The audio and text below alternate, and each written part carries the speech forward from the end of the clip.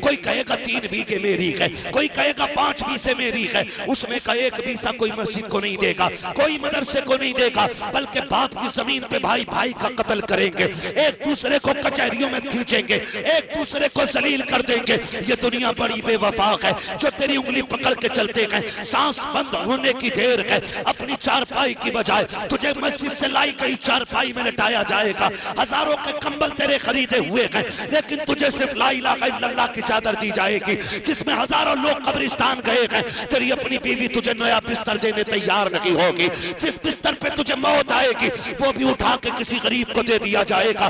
कितना भी कीमती कपड़ा पहन के मर जाना, उस कपड़े को काट के उतारा जाएगा। अगर ऐसे उतर भी गया तेरी औलाद उसे पहनने तैयार नहीं होगी, फिर किसके लिए गुनाह कर रहे हो? अव्वलीन व आखिरीन होंगे, हुक्म होगा बुलाओ, किधर है कुरान वाले? फरिश्ते चलने लगेंगे, फिर रुक के कहेंगे मालिक पता कैसे चलेगा कुरान वाला कौन है? यहाँ तो आदम की उम्मत भी है, ईसा की भी है, मूसा की भी है, दानियाल की भी है, सारे नबियों की उम्मतें मौजूद हैं। अल्लाह कुरान वाले कैसे पहचाने जाएंगे? रब फरमाएगा मुंह सूंघना शुरू कर दो, जिसके मुंह से मुश्क की खुशबू आ रही होगी वही मेरे कुरान वाले होंगे। ये तो एहसान मानो हुजूर का कि अल्लाह ने हमें हुजूर की उम्मत में पैदा किया है। हाँ, आए सबसे बाद में गए, जाएंगे जन्नत में सबसे पहले। ये हमारा मुकद्दर है। अल्लाह फरमाएगा मुंह सूंघो, फिर मुंह सूंघे जाएंगे। आइए आप भी कुरान वाले हैं, आप भी कुरान वाले हैं, सारे कुरान वाले इकट्ठे हो रहे हैं। मालिक जाना किधर है? ला के रब के सामने खड़ा किया जाएगा। कहा ना फरिश्तों, आज मेरी कुदरत के मुताबिक मेरे सामने खड़ा ना करो, मेरे अर्श के साए में खड़ा कर दो। या अल्लाह किस लिए? का सूरज की गर्मी नहीं देख रहे हो? मेरे बंदों ने बड़े दुख उठाए हैं। जब इन्हें चंदाखोर कहा जाता था तब ये मुस्कुरा के निकल जाते थे, जब इन्हें ज़कात खोर कहा जाता था तब गर्दन झुका के निकल जाते थे। कोई मुल्ला कह के जलील करता था तब ये चुप रहते थे, कोई मुल्ला जी कह के हकीर समझता था तब ये खामोश रहते थे। जब दुनिया इनको बैठ करके इन्हें खड़ा करके तमाशे बनाती थी तब इन्होंने मेरे कुरान के लिए सब्र किया था। जब लोग अय्याशियों में डूबे थे तब ये रातों में उठ के मेरा कुरान पढ़ते थे। जब दावतें होती थी इनके लिए चटाई बिछती थी, लेकिन अमीरों के लिए कुर्सियां पड़ती थी। आज इनकी शान दिखाना चाहता हूँ। सारे धूप में खड़े हैं लेकिन मेरे कुरान वाले अर्श के साए में खड़े होंगे। अल्लाह फरमाएगा सुनो, जो तुमने किया था वो तुम्हारी तरफ से मेरे लिए तोहफा था, आज जो मैं दे रहा हूं ये खुदा की तरफ से तुम्हारे लिए इनाम दिया जा रहा है। ये कुरान वाले लोग, ये कुरान वाले लोग हैं। अल्लाह सलामत रखे इन मदरसे चलाने वाले। हाँ, इनके लिए उनके दुआएं मांगा करो, अल्लाह से रो के कहा करो अल्लाह ये कुरान वाले जिंदा रहे। अगर कुरान वाले नहीं होंगे ना तो फिर तुम्हें कोई काफी नहीं मिलेगा। हाँ, कोई तुम्हें फजल खैराबादी नहीं मिलेगा। ये मदरसे सलामत रहे तो आज भी काफी पैदा होंगे और फजल खैराबादी भी पैदा होंगे। ये देखने इदारों की। हाँ, हम तो गैरों की बातों में आके मदरसों के खिलाफ हो गए, जिन्हें पता ही नहीं था मदरसे के खिलाफ, जिन्होंने भौंका कुत्तों की तरह साल के 12 महीने न्यूज में बैठ करके यूं यूं भौंकते रहते। उन्हें क्या पता। आ तुझे बताऊं मदरसों ने कैसे कैसे लाल दिए। अहमद रजा मदरसे का बेटा है, मुफ्ती आजम मदरसे का लाल है, अख्तर रजा ताजुश्शरिया मदरसे का लाल है, रईसुल अतकिया उवैस मुस्तफा मदरसे का लाल है। ये जितने भी बड़े बड़े हैं ये किसी रोड ने नहीं दिए, मुस्तफा के घर हमें मदरसों ने अता किए। देखो तो सही, आओ तुम्हें बताओ, मदरसे हमारे आतंकवादी नहीं बनाते, मुस्तफा के जानिसार बनाया करते हैं, जानिसार बनाया करते हैं। माफ कीजिएगा, वक्त होता तो मैं बात करता। कहाँ खोने हैं गेसू यार में, खुशबू कहाँ तक है, मैं किधर चल दिया, मुझे जाना किधर था। बस इतना सुन ले, अल्लाह तौफीक देना। मदरसों के साथ खड़े रहे, मदरसों के साथ खड़े रहे। ये मदरसे ये हमारी शान है। मैं मुबारकबाद पेश करता हूँ उन लोगों को जिनकी कमाई इदारे में लगी है, जिनके पैसे से लुक़्मे कुरान वाले खाते हैं। तुम्हें नहीं पता है, तुम्हें नहीं पता है। हाँ, अबू बकर शिबली रहमतुल्लाहि तआला अलैह घर तशरीफ लाए, खाना बनाया बीवी ने। सुने जरा, तवज्जो है ना। खाना बनाया, फरमाने लगे बीवी से, कहा कि क्या बनाया? आज बड़े दिन के बाद गोश्त बनाए। जानते हो हजरत ने क्या कहा? अबू बकर शिबली रहमतुल्लाहि तआला अलैह, आप कहते हैं खातून क्या कोई पड़ोस में भूखा नहीं है? ऐसा तो नहीं है कि किसी यतीम ने आज गोश्त न खाया हो। बीवी ने कहा हुजूर है ना, फरमाने लगे फिर उठा और ये सारा खाना गरीबों में तकसीम करा दे। बीवी कहने लगी हुजूर आज कई दिन के बाद ये खाना बनाए और आप गरीबों में भेज रहे। रो के कहने लगे पगली नहीं जानती है, मैं खाऊंगा गंदगी बन के जमीन पे गिरेगा, गरीब और यतीम खाएंगे, ये लुक़्मे नूर के बन के अल्लाह के अर्श तक चले जाएंगे। दौलत तो हमारी है ना, हम लुटाएंगे, हमें हिसाब देना है। हम अगर ये पैसे कुरान वालों पे लगाएंगे तो ये आखिरत में बख्शिश का जरिया बन के हमारे सामने आएंगे। नसीब वाले हैं वो लोग जिनका पैसा कुरान पे लगा करता है, साहिब कुरान के दीन की खिदमत पे लगता है। बड़ी कुर्बानियां हैं। मेरी आपसे गुजारिश है, आपको इस इदारे का ताउन करना है, आपको इस इदारे की खिदमत करनी है। नौजवानों कुछ नहीं पता है, हम रोडों पे रहते, कदम कदम पे हमारे दुश्मन है। हाँ दुश्मन है। मैं ये बात अक्सर कहा करता हूँ अब्दुल कादिर भाई, अक्सर कहता हूँ कि एक नौजवान ने मुझे फोन किया, बताता हूँ मैं ये बात ताकि अल्लाह करे दिमागों में बातें उतर जाए। उसने मुझसे कहा हज़रत जी अल्लाह ने बड़ा करम कर दिया, रात मेरी आंख लग गई, मैं गाड़ी चलाता रह गया और देखो हजरत तकरीबन किलोमीटर गाड़ी चल गई, मैं सोता रहा कोई एक्सीडेंट नहीं हुआ। फिर खुद ही कहने लगा देखा मेरा कितना अच्छा तजर्बा था, मैं पुराना ड्राइवर हूँ। मैंने कहा पगले बस ये बता कोई नेकी करता है कि नहीं। उसने कहा नेकी तो कोई याद नहीं, इतना पता है जब महीने 8 दिन 15 दिन में घर जाता हूँ ना तो मैं अपनी कमाई का कुछ हिस्सा मदरसे के बच्चों को जाके दे के आता हूँ। मैंने कहा फिर बस कर यार, ये तेरी गाड़ी जो बच गई ना ये तेरे तजर्बे ने नहीं बचाई है, जब तू सो गया था किसी की दुआएं तेरी हिफाजत करने लग गई। अपनी कमाई में भूखों का हिस्सा रखे, अपनी कमाई में रोजी रखे। खुदा की कसम हमारी तुम्हारी रोज भूख कितनी है? 2 रोटी की भूख है। कितनी है? बोले सारे, जोर से बोलो यार। 2 रोटी की भूख है। वो कमाते कितने? 100 रोटी। अल्लाह जो दे रहा है ना वो रज़ाक है। हमारे हिस्से की तो 2 ही थी, फिर 100 क्यों? तो फिर पता चलता। वो कहता मैं कभी लेके आजमाता हूँ कभी दे के आजमाता हूँ। तेरी भूख 2 थी, मैंने 100 दी ना तो फिर समझ उसमें 50 किसी और की भी होगी। फिर कोशिश करो किधर देना है, किधर देना। अगर जन्नत में जाना है ना तो फिर तैयारियां करनी है। ये कब्रिस्तान है मेरे ख्याल से,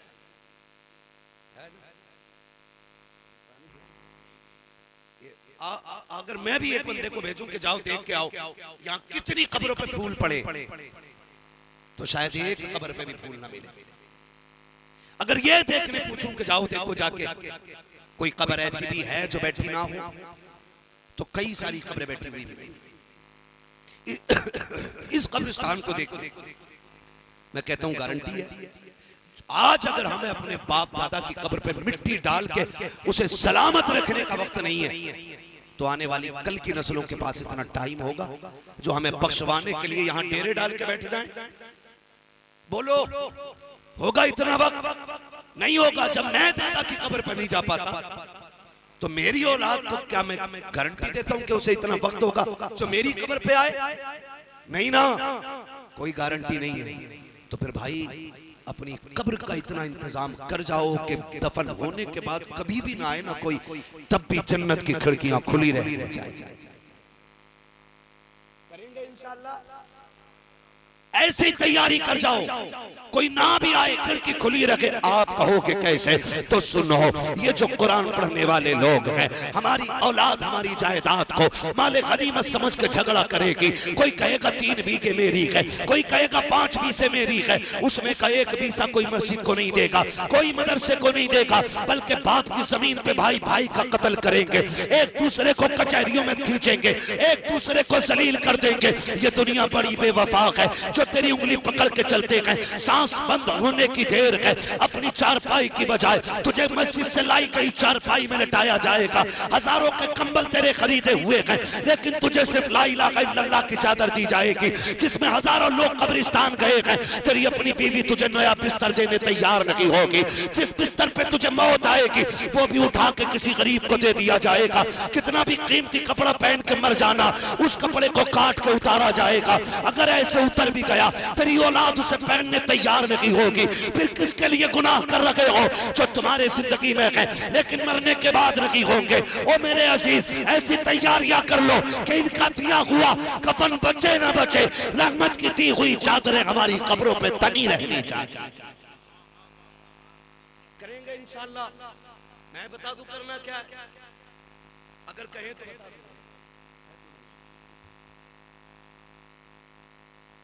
थके तो नहीं है?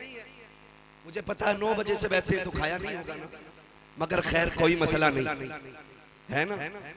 कभी हम रूहानी ग़िज़ाएं खाते हैं, कभी जिस्मानी ग़िज़ाएं खाते हैं। है जब साबिर पाक 12 साल बगैर खाए खड़े रह सकते हैं, तो उनके चाहने वाले 12 घंटे बगैर खाए नहीं बैठ सकते हैं। तो भाई खुदा सलामत रखे, मैं करना क्या, असल चीज ये है मैं करना क्या। ये फिर सबको होगी, मौलवी फिर करेंगे। तो सुने, कोई बड़ी बात नहीं है, कोई बड़ी बात नहीं है। वजीफा भी है, तावीज़ भी है, और डोरी भी है, और पढ़ा पानी भी यही है। जो चाहता है मेरे दुनिया के रिस्क का भी इंतजाम हो, आखिरत में भी नेकियों का इंतजाम हो, तो वो ये करे, एक कुरान वाले के रिस्क की जिम्मेदारी अपने सर पे ले ले। एक कुरान वाले का खाना अपने जिम्मे ले ले। और कोई बड़ी बात नहीं है। जो महीनों में लाखों कमाते, अगर वो अपनी कब्र के लिए साल में 12,000 दे भी देंगे तो कोई फर्क नहीं पड़ता है, कोई फर्क नहीं पड़ता है। खुदा की कसम, एक बच्चे को पाल लो मदरसे के, अल्लाह कब्र भी ठंडा कर देगा और हश्र में भी आपके साए का इंतजाम करेगा। ये करना है। वो मुझे बात याद आती है, बहुत अजीज, मैं तो मुबारकबाद पेश करता हूँ उन बापों को जिन्होंने बेटे कुरान के नाम वक्फ करे। वो माए मुबारकबाद के लायक है जिन्होंने उन लालों को दूध पिलाया है, जिन्होंने बदले में, उस दूध के बदले में 5G 4G मोबाइल नहीं, कंबल नहीं, गाड़ी नहीं, माँ को कुरान का तोहफा पेश करना है। वो बहने मुबारकबाद के मुस्तहिक हैं जिन्होंने इन भाइयों की खिदमत की है, जो बदले में हुजूर का दीन सीने में लेके घर जाएंगे। वो बहने मुबारकबाद के मुस्तहिक हैं। बस मैं अर्ज करना चाहता हूँ, बाप था उसे लगन लगी जी, लगनी चाहिए। ये यहाँ से होता है, ये यहाँ से, जो यहाँ से सोचते हैं ना पड़ गया तो क्या करेगा, 5,000 तनख्वाह है, 6,000 है, क्या करेगा, इससे बढ़िया डॉक्टर बना लो। कुछ ना बना सको पुलिस वाला ही बना लो। जो भी मोटरसाइकिल वाला पकड़ा जाता है 20 रुपए तो दे ही जाता है ना? हाँ, दे ही जाता है ना भैया। बेटे को ना, सही बता रहा हूँ, जूते पॉलिश करना सिखा देना पुलिस वाला। जिसका हो शौक हो जाने, लेकिन मेरी सोच ही नहीं है। और सारे भी खराब नहीं होते, सारे भी खराब नहीं होते। वर्दी में सारे गुंडे नहीं होते, कुछ अच्छे भी होते। सही कह रहा हूँ मैं आपको। बेटे को जूते पॉलिश सिखाना, लेकिन इस तरह वो अपने नहीं देते। कोई अगर ईमानदारी से ड्यूटी करे तो ऊपर के गुंडे नहीं करने देते नीचे की ड्यूटी। ये हमारी कौम को सोचना पड़ेगा। ये मुल्क किस तरह चल रहा है मेरी समझ में नहीं आता। मैं तो आपसे इतना कहूं, अल्लाह करे ये बात कानून के कानों तक भी पहुंचे। अभी एक पुलिस वाले का बयान मैं कुछ दिन से देख रहा हूं। उसने कहा कि कुछ मुस्लिम बच्चियां जो जेलों में बंद है ना, एक जेलर अपनी अय्याशी के लिए अपने नीचे के लोगों को इसलिए प्रताड़ित कर रहा है कि मेरी अय्याशी के लिए मुस्लिम लड़कियां जेल से निकाल के मेरे बिस्तर पे लाई जाए। ये हमारे साथ हो रहा है। ये सबका साथ, सबका विकास कर रहे हैं। बंद करो ये गुंडागर्दी, और इतना भी मत इतराओ कि पानी सर से ऊपर हो जाए।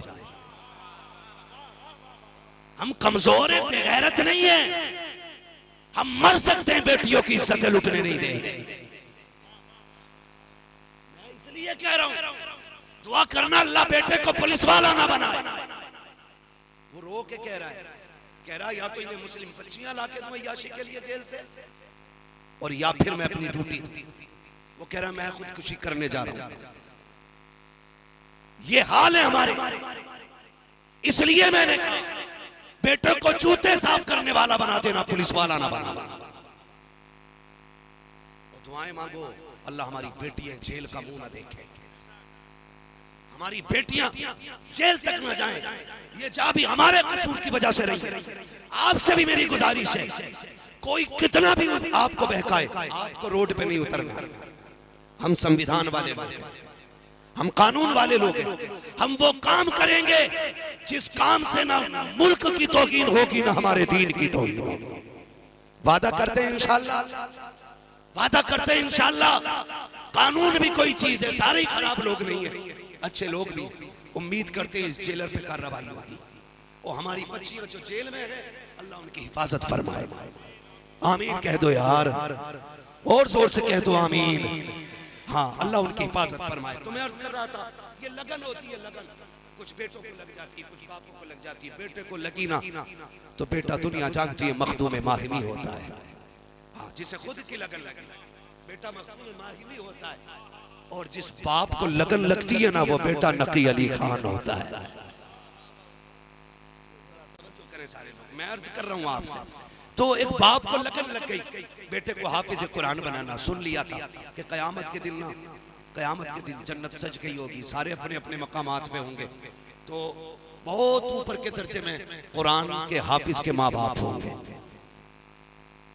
हाफिज कुरान के माँ बाप होंगे, वो बैठे होंगे आराम से, तख्त लगा होगा, गद्दे लगे होंगे और हाथों में सोने के कंगन होंगे, जन्नती लिबास होगा, टेक लगा के मुत्तकियन टेक लगा के बैठे होंगे और खादिम गुजरेंगे सामने, बोला ए इधर इधर जी, पानी चाहिए? कहा नहीं। शरबत चाहिए? कहा नहीं। फ्रूट चाहिए? कहा नहीं। फिर क्यों बुलाया? कहा हमारे बेटे भी तो थे ना। वो किधर है? कौन बेटे? का एक को हाफिज बनाया था, एक को कारी बनाया था। वो कहेंगे ठहरे। वो खादिम कहेंगे अल्लाह ये जो जन्नती है ना ये अपने बेटों के बारे में पूछ रहा है। रब फरमाएगा इसको बता दो इसके बेटे नीचे वाले दर्जे में। किधर? नीचे वाले दर्जे में। वो रो के कहेगा अल्लाह मैं ऊपर के दर्जे में, मेरा बेटा नीचे के दर्जे में। मैं तो कुछ भी नहीं अल्लाह, मैं तो हल चलाता था, मैं कभी मदरसे नहीं गया, मैं मजदूरी करता रहा, मैंने कभी कुरान नहीं पढ़ा अल्लाह, मैं तो ईंटें उठा के फिरता था, मुझे कभी कुरान पढ़ने की तौफीक नहीं हुई अल्लाह, मेरा बेटा नीचे कैसे और मैं ऊपर क्यों? रब फरमाएगा चाहता क्या? कहा बेटे से मिलना है। हुक्म होगा फरिश्तों इस बाप को नीचे ना लेके जाना, इसके बेटों को नीचे से ऊपर लेके आना। ये इज्जत दी जा रही है कुरान के कारी के बाप का, इसे नीचे नहीं लेके जाना बल्कि बेटों को ऊपर लाया जाए। जब बेटे आएंगे बाप बेटे मिल के बैठेंगे, कहेंगे या अल्लाह अब तो बता दे मुझे जन्नत क्यों दी? का तेरे बेटे की वजह से। का जिसकी वजह से मुझे जन्नत मिली है इसका मकाम नीचे किस लिए है, मेरा मकाम ऊपर क्यों है? रब फरमाएगा पता जब तू दुनिया से आया था तेरा बेटा कितने साल का था? वो कहेगा मालिक ये 20 साल का था। फिर बेटे से पूछा जाएगा जब तू दुनिया से आया है तो तू कितनी उम्र पा के आया? वो कहेगा मालिक 50 साल का। बाप बेटे के बगैर कितने साल गुजारे हैं? वो कहेगा मालिक 30 साल। अब रब बाप से कहेगा तुझे पता है जब तू आया था तेरे अमाल खाली थे, हाथ खाली थे, लेकिन तू नहीं जानता कि जब तू दुनिया से आया था तू तो दुनिया से चला आया। तेरा बेटा रमजान के महीने में रोज मुसल्ले पे खड़ा होता था, रोज अलहम्द पढ़ता था, रोज कुरान की तिलावत करता था। जैसे जैसे ये कुरान के कलमे जबान से अदा करता था वैसे वैसे मैं तेरे दर्जे बुलंद करता चला गया।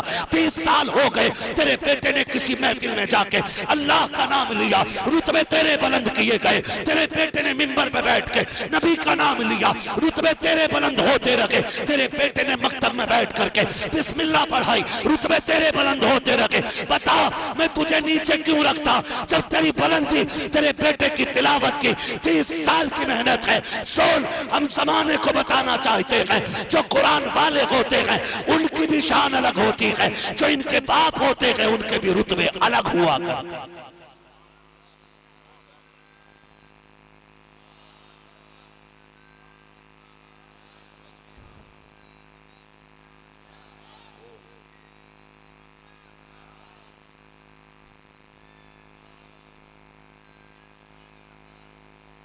अल्लाह सलामत रखे सारे लोगों को।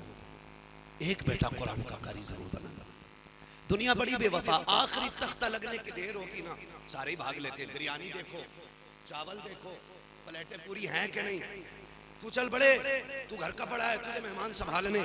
वो भाई कब्र वाले से पूछ वो क्या कह रहा है? वो कह रहा रुक जाओ, रुक जाओ मैं अकेला हूँ। वो तुम्हें आवाज दे रहा रुक जाओ, लेकिन तुम्हें तो बिरयानी लेके दौड़ गई ना। तुम्हें तो बोटियां लेके दौड़ गई, तुम्हें तो खाने के चस्के लेके दौड़ गए। हुजूर फरमाते हैं कोई इंतकाल कर जाए ना तो जिम्मेदारी अहले खाना की कि वो इतनी देर, जितनी देर में ऊंट ज़िबा करके खाल उतार के बोटी बना के 7 हिस्सों में तकसीम की जाए, जितना वक्त उसमें लगता उतनी देर कब्र पे बैठना चाहिए ताकि मरने वाले को आपसे उनसियत महसूस होती रहे। बड़ी बेवफा दुनिया है। तो धूप तेज हो ना, धूप तेज हो, अरे यार जल्दी करो इमाम साहब जल्दी करो, रुका नहीं जा रहा, अभी इधर छत में भागेगा, पेड़ के नीचे, नहीं दुआ करो। ये 2 मिनट नहीं रुक सकते और इनकी दावत करो तो ये 3 घंटे बैठे रहते हैं। ठीक है कोई बात नहीं, आने दो ना, नान खटाई तभी खा लेंगे। 3 घंटे बैठा है भूखा, तभी से धूप तेज नहीं लगती है, तभी से प्यास का एहसास नहीं होता। उसकी दावत खाने के लिए 3 घंटे बैठे रहे, उसकी कब्र पे 5 मिनट नहीं रुक सकते हम लोग। ये दुनिया बड़ी बेवफा है। मैं हाफिज कुरान के माँ बाप से कहूंगा, भाइयों से कहूंगा, अहले खाना से कहूंगा, ये बच्चे पढ़ गए ना तुम्हारे, इनकी उम्मीद न रखना कि इनकी कमाई खानी है, इनसे काम लेना, इनकी छुट्टी कर दो कि बस तुझे कुरान के साथ रहना है, कुरान को तेरे साथ रहना है, बस ये कर, तुझे कुरान के साथ रहना, कुरान को तेरे साथ रहना है। और इनसे कह देना सुन, हमने तुझे दुनिया के लिए नहीं पढ़ाया, हमने तुझे कब्र के लिए पढ़ाया है, कब्र के लिए पढ़ाया है। मैं इन हाफिजों से भी गुजारिश करूंगा, सुनो, जैसे तुम्हारे बाप है, मेरा भी बाप है, सबके माँ बाप है, हम जानते हैं बाप कितने मसरूफ होते हैं। जब हम पढ़ते रहे तो वो हमारी जिम्मेदारी की जगह ड्यूटी करता रहा, मेहनत मशक्कत करता रहा ताकि बच्चे कामयाब हो जाएं, बच्चों को कुरान आ जाए। जब हम पढ़ के लौटे ना तब बहनें जवान हो चुकी थी, फिर बहनों की जिम्मेदारी ने उसे मजदूर बना दिया, फिर घर की जरूरतों ने उसे परदेसी बना दिया, फिर घर की जरूरतों ने भूख प्यास ने उसे मंडी में ला के खड़ा कर दिया। जब बाप का इंतकाल हो जाए ना तो कब्र पे जाना, रो के कहना अब्बा सुन, पूरी जिंदगी तूने जिस कुरान के लिए मुझे वक्फ किया था, मैं कुरान का कारी तो बन के लौटा, तूने गले में हार तो डाला था, लेकिन तेरी जरूरतों ने तुझे इतनी मोहलत ना दी थी कि अपने बेटे से पूरा कुरान सुन लेता, अपने बेटे से पूरे कुरान की तिलावत सुन लेता। अब्बा मैं पढ़ गया तो लोगों ने मुझे न छोड़ा, मैं इधर उधर दीन की खिदमत करता रहा, तुझे बच्चों की जरूरतें लेके फिरती रखी, मुझे कुरान की जरूरत लेके फिरती रखी। अब्बा आज कब्र में तू भी अकेला है, फुर्सत से है तू भी, मैं भी फुर्सत से हूँ, ये कह के बाप की कब्र पे तुम्हें बैठना है और अलहम्द के अलिफ से लेकर के फन्नास की सीन तक पूरा कुरान तुम्हें पढ़ के सुनाना है। मेरा ईमान कहता है कब्र पे अजान हो ना हो, अगर पूरा कुरान तुम पढ़ दोगे, अल्लाह कुरान मुकम्मल होने से पहले तुम्हारी बाप की कब्र को जन्नत की एक क्यारी बना डाले।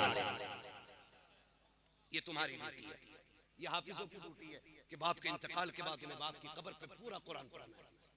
मेरे ऊपर ना छोड़ देना, मैं खाली टाइम मेरे ऊपर ना छोड़ देना, मैं धोखा दे के निकल सकता हूँ, लेकिन तुम्हें बैठना है, तुम्हें बैठना है। वो कहा था बेटे को कुरान पढ़ाना, लेके मदरसे गया, मदरसा ज्यादा बड़ा नहीं था, मैं तो हजरत का इदारा देख के हैरत में हूँ, इतनी छोटी इमारत और इतना बड़ा काम, सुभान अल्लाह, बोल दो यार सुभान अल्लाह। हाँ, एक घर में 4 लोग हो तो घर नहीं चलता है। हाँ, 5 कमाने वाले 5 लोग हैं फिर भी झगड़ा है, आज सालन में क्या बनेगा। सलाम करो इन मदरसे वालों को, जिम्मेदार एक होता है, खाने वाले सैकड़ों होते हैं, लेकिन कभी झगड़ा नहीं होता, क्योंकि ये जो मदरसे में खाते हैं ना, जेब आपकी होती है, लंगर मदीने वाले का हुआ करता है, लंगर हुजूर का होता है। ये मदरसे ना हम चलाते ना तुम चलाते हो, ये मदरसे अपने कर्म से शाहे उमम चलाते हैं, है ना, हुजूर चलाते। कोई 10 रुपए दे के एहसान ना करना। बस मैं बड़ी तेजी से बात समेटने लगा हूँ, अर्ज करने लगा हूँ मैं कि वो उसको शौक हुआ बेटे को पढ़ाना, मदरसे लेकर के गया, मदरसे के मोहतमीम साहब कहने लगे यार बच्चे पूरे हो गए, अब जो है ना खाने का इंतजाम नहीं है, हमारी वुसअत से बाहर हो जाएंगे बच्चे, इसलिए हम ना बच्चा नहीं ले सकते। तो शौक तब आपको, उसने कहा हजरत जी कोई मसला नहीं, बस इतना बताओ बच्चे खाते किधर है। कहा कैंटीन में, मतबख में बैठ के खाते। उसने कहा मेरे बच्चे के हिस्से की रोटी नहीं है ना? कहा नहीं। उसने कहा कोई बात नहीं, मेरा बच्चा रख लो, ये 4 साल का बच्चा है मेरा, इसे रख लीजिए, इसकी भूख कोई ज्यादा खुराक ज्यादा नहीं है, इतना कर्म कर देना, जब बच्चे खा के उठ जाया करे ना तो दस्तरखान पे झाड़ू लगने से पहले मेरे बच्चे को 5 मिनट के लिए भेज दिया करना, जो गिरी पड़ी रोटी हुआ करेगी उसी को उठा के मेरा बच्चा जिंदगी गुजार लेगा। ये कुरान से इश्क की बातें होती हैं, ये कुरान से लगन होनी चाहिए। उसने कहा जी भेज दो, मेरा बेटा बच्चों का गिरा हुआ खाना खाना करेगा, रख ले। उस्ताद ने रख लिया, लेकिन सुने जब हौसले जवान होते हैं तो इंतजाम खुदा कर दिया करता है। खुदा इंतजाम करता है। अभी 2 दिन गुजरे थे, बच्चा भूख के आलम में था ना, एक बूढ़ी आ गई, कहने लगी मौलाना घर में कोई नहीं है, मैं न बेटा है न शोहर है, मैं बूढ़ी हूँ, अकेले खाना अच्छा नहीं लगता, एक कुरान वाला दे दे, मैं जिसके साथ खाना खा लिया करूँ। उस्ताद ने उसी बच्चे की तरफ देखा, कहा मुस्कुरा के चल इंतजाम हो गया है, बूढ़ी आ गई है, हुजूर की तरफ से तेरी दावत का इंतजाम हो गया है। बच्चा उठा, बड़ी खुशी खुशी दौड़ा, बच्चा छोटा था 4 साल का ना, तो बूढ़ी ने सीने से लगा के कहने लगी मेरे लाल चल, तुझे माँ मिल गई है, मुझे बेटा मिल गया, तू परदेसी है ना, तुझे माँ मिल गई, मुझे बेटा मिल गया। और फिर कहती देख परेशान ना करना, मैं बूढ़ी हूँ, खाना लेकर नहीं आ सकती, लेकिन मेहरबानी करना, वक्त हो जाया करे, खुद आ जाया करना। बच्चा तैयार हो गया, खाना खाने लगा, वक्त बीत गया। एक दिन वो आया जब बच्चे के कुरान के हिफ्ज का आखिरी सबक चल रहा था। बोले सुभान अल्लाह, जोर से बोल दो यार सुभान अल्लाह। मुझे नहीं पता किस लालच में बैठे हो, मैं कुछ नहीं दे सकता हूँ, आज कुरान के सदके में जो भी देगा साहिब कुरान अता करेंगे। जी हम तो कुरान के जश्न में बैठे हुए। माँ ने कहा जी ठीक है, वो आने लगा, फिर वो हाफिज कुरान हो गया। आज ना देखो बाहर लिए बैठे, कितने दोस्त अहबाब बैठे होंगे कि जल्दी सलाम हो और फिर हम झपटे इनके ऊपर, कोई तोहफे देगा, कोई हार डालेगा, यही कंडीशन। आखिरी सबक चल रहा है, लेकिन जब आखिरी सबक मुकम्मल हुआ ना, भाई दौड़ा, पहले मैं सीने से लगा, बाप ने कहा बेटा मेरा पहले मैं जाऊंगा, बच्चे ने कहा ठहर जाओ, न चचा न न बाप न भाई कोई नहीं, कहा फिर कहा पहले मुबारकबादी का हक उसका है जिसके टुकड़े खा के मैंने कुरान हिफ्ज़ किया है, पहली मुबारकबाद उसे दी जाएगी जिसने रोटी खिलाई रोज की। वो खिलाई बड़ी इज्जत से थी, कहती थी बच्चा परदेश का है, लेकिन सुन पहली रोटी तेरी रहेगी, दूसरी रोटी मेरी रहेगी। खिलाते और भी ये कहते लो यार बछड़िया था इसलिए लो यार, ये होता कुत्ते को डाल, समझ रहे हैं क्या क्या, एक हंगामा ये मैसर हो तो भूलूं उसको, सैकड़ों बातों का रह रह के ख्याल आता है। वक्त बहुत तेज आगे बढ़ गया, पता न चल सका। जब वो आखिरी सबक हुआ तो बच्चा उठ के दौड़ा, दौड़ के जब उस माई के दरवाजे पे गया ना जो रोटी खिलाती थी, जाके देखा भीड़ लगी है, लोगों ने सफेद टोपियां लगा रखी हैं। कहा क्या हुआ? कहा ये जो खातून थी इस घर की आज इंतकाल कर गई। बच्चे की चीख निकल गई, रोता हुआ वापस आया। उस्ताद ने कहा क्या हुआ? कहा जो मुझे रोज पहली रोटी खिलाती रही ना, आज खुशखबरी वाले दिन वो दुनिया से चली गई है। बच्चा रात भर रोता रहा। सुबह को जब आंख खुली, जो तलबा निकले ना बाहर, तो लोगों में चर्चे हो रहे थे। कोई कह रहा था मैंने जन्नत में देखा है, कोई कह रहा था मैंने जन्नत में देखा है, सब बातें कर रहे। एक ने पूछा देखा कैसे? उसने कहा मेरी बात हुई, मैंने कहा तुझे जन्नत कैसे मिल गई? उसने कहा नेकी कोई और तो नहीं पता, जब रब की बारगाह में हाजिर हुई अल्लाह ने फरमाया हिसाब कोई नहीं लेना, तूने कुरान वाले को खाना खिलाया था, इसके बदले में मैं तुझे जन्नत अता कर दे रहा। वो तो निहायत सस्ता सौदा, बेच रहे हैं जन्नत का, हम मुफलिस का मोल चुकाएं अपना हाथ ही खाली। हाँ, तो कोशिश करें, आखिरत की तैयारी यही है कि हमें कुरान वालों से प्यार करना है। करेंगे इंशाअल्लाह, खिदमत करेंगे इंशाअल्लाह, सारे लोग वादा करते हैं इंशाअल्लाह। या तो कुरान वालों से प्यार करें, या कुरान वालों की बातें सुने, या कुरान वालों की जमात में शामिल हो जाएं, या तालिब इल्म बन जाएं, या फिर आलिम दीन बन जाएं। करेंगे इंशाअल्लाह। कम से कम एक बेटे को कुरान का कारी बनाना है। अब मुझसे फरमाइश फरमाया गया या अय्युहल्लज़ीना आमनू उदखुलू फिस्सिल्मि काफ़ा, ईमान वालों पूरे पूरे इस्लाम में दाखिल हो जाओ। तो पूरे पूरे दाखिल होने का मतलब है हमारा ज़ाहिर और बातिन इस्लाम का एक होना चाहिए, एक होना चाहिए। ये नहीं है कि रात भर पीते रहे, सुबह को तौबा करके फिर निकल लिए, है ना? ऐसा नहीं करना है, ऐसा नहीं करना। हमारा जाहिर भी मुसलमान होना चाहिए, हमारा बातिन भी मुसलमान होना चाहिए। और हमें अपने कुरान वालों को इज्जत देनी है, इतनी इज्जत देनी है। अगर तू आईजी डीआईजी भी है और तेरे सामने अगर तू ड्यूटी की कुर्सी पे नहीं बैठा है ना, उससे अलग अगर है, तो फिर तुझे कुरान वाले के लिए उठ के खड़ा होना है। इसलिए कि कोई किताब इतनी इज्जत वाली नहीं जितनी इज्जत है अल्लाह ने कुरान को अता फरमाई है, कुरान को अता फरमाई है। अल्लाह ताला हमारी नस्लों में कुरान के कारी पैदा फरमाए। दोस्तों, और अब आपकी गुजारिश है, मैं हुजूर का शजरा पढ़ना है ना, हुजूर का शजरा पढ़ना है बस। अब तक बहुत संजीदगी से आपने मेरी बात सुनी, अल्लाह हमें इन बातों पे अमल की तौफीक अता फरमाए, है ना? तो खड़े हो जाएंगे सारे लोग, तो फिर जो साउंड की आवाज़ है ये भी दब जाती है।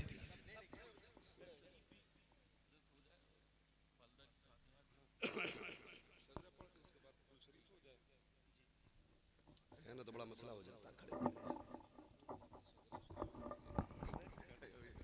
खड़े हो जाओ, ऐसे ही गुर्दे पे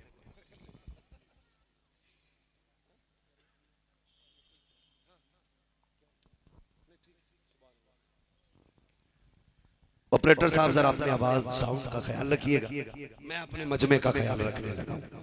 सारे बोल दे जरा या रसूल अल्लाह। नहीं नहीं नहीं नहीं, मैंने पूरी तकरीर की आपसे सुभान अल्लाह का चंदा नहीं मांगा। मेरा मिजाज अलग है, मैं समझता हूँ बंदे के बाद दिल से निकलती है तो सुभान अल्लाह खुद ब खुद निकल जाया करती है ना। वो घोड़ा ही क्या जिसे सांट मार के भगाया जाए।